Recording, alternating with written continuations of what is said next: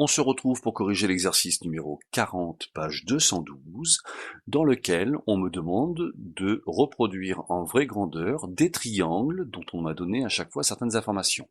Alors on a vu déjà dans les exercices 38 et 39 la construction de triangles.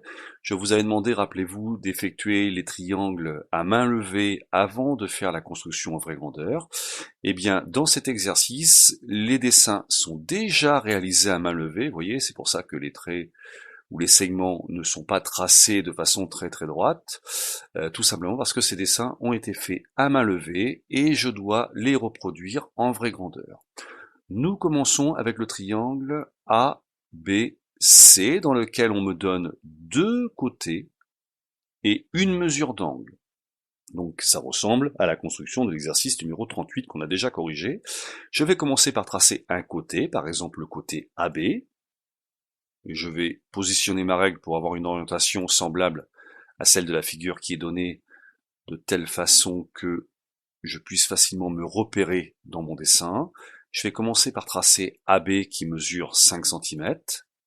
Donc pour ma part, je vais tracer un segment de 10 cm pour que ce soit plus visible au tableau. Je nomme les sommets A et B. Je vais mesurer un angle de sommet A 54 degrés. J'aligne mon rapporteur avec le côté AB. Et j'utilise la gradation extérieure et je vais tracer le segment AC qui mesure 3 cm. Pour ma part, je vais donc mesurer 6 cm.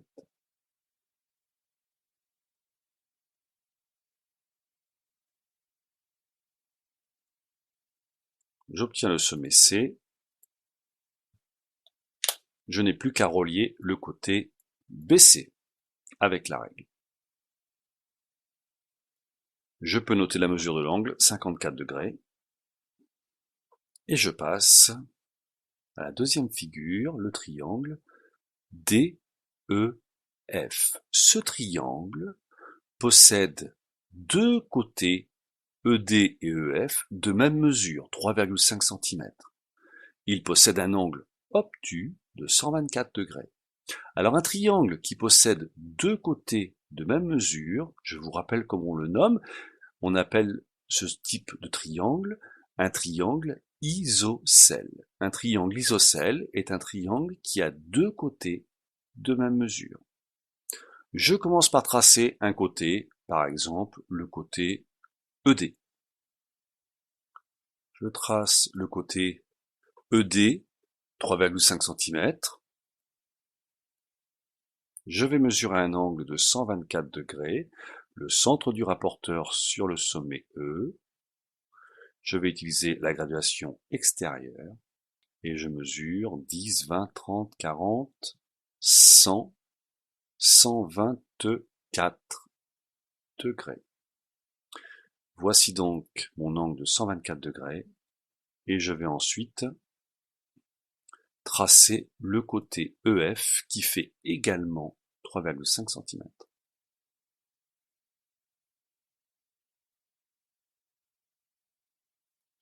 J'obtiens le point F.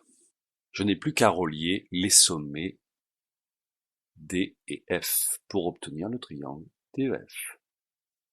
Je peux noter l'angle de 124 degrés. Et très important, je n'oublie pas de coder la figure puisque ce triangle est un triangle, nous l'avons dit, isocèle. Nous passons à la construction du troisième triangle, HIG. Vous remarquez que dans ce troisième triangle, cette fois-ci, on me donne deux angles. Un angle de 64 degrés, un angle de 90 degrés, un angle droit, et je connais également un côté, un unique côté. Je connais uniquement le côté commun à mes deux angles.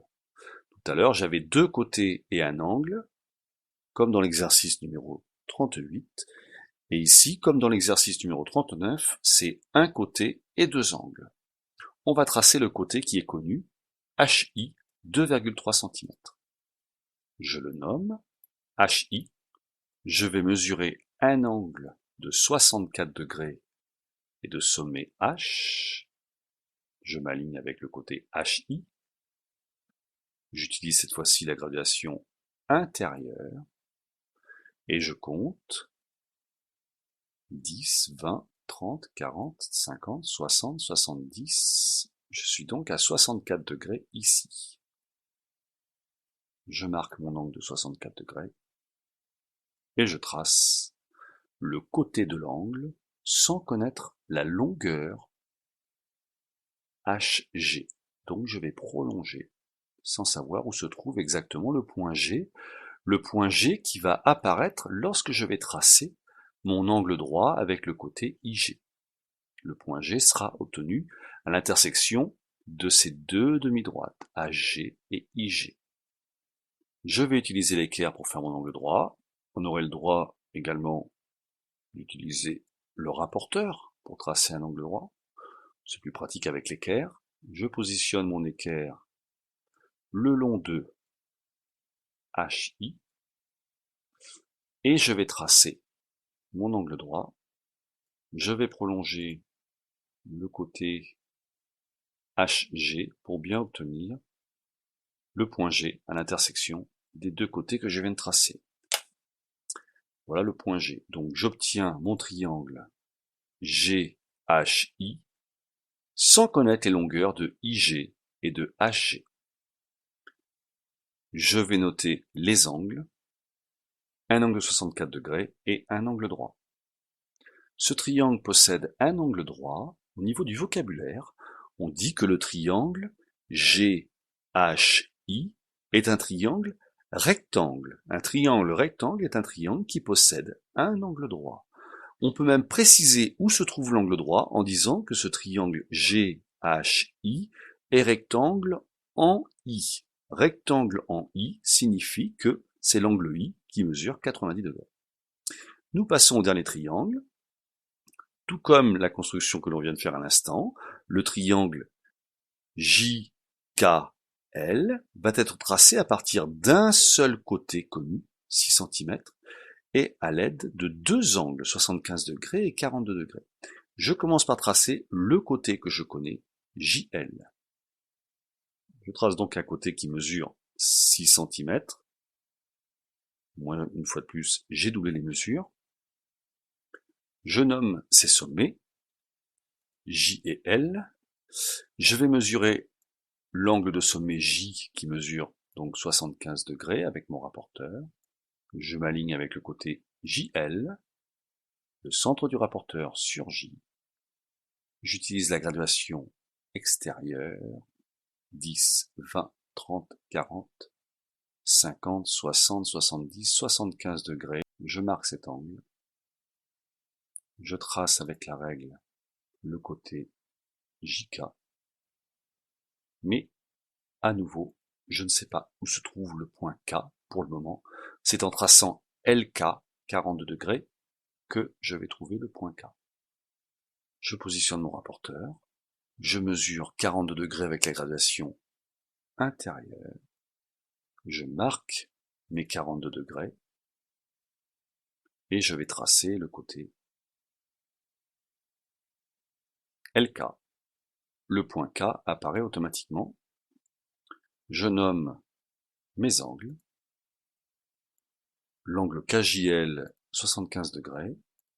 L'angle JLK 42 degrés. Voici donc les 4 triangles que vous aviez à construire pour l'exercice numéro 40, page 212. Encore une fois, si vous avez eu des difficultés à construire certains d'entre eux, vous pouvez essayer de refaire la construction au fur et à mesure que je la réalise avec la vidéo. Tous ces triangles sont normalement uniques et on doit tous avoir des triangles identiques sur notre cahier. Voilà pour l'exercice numéro 40, page 212.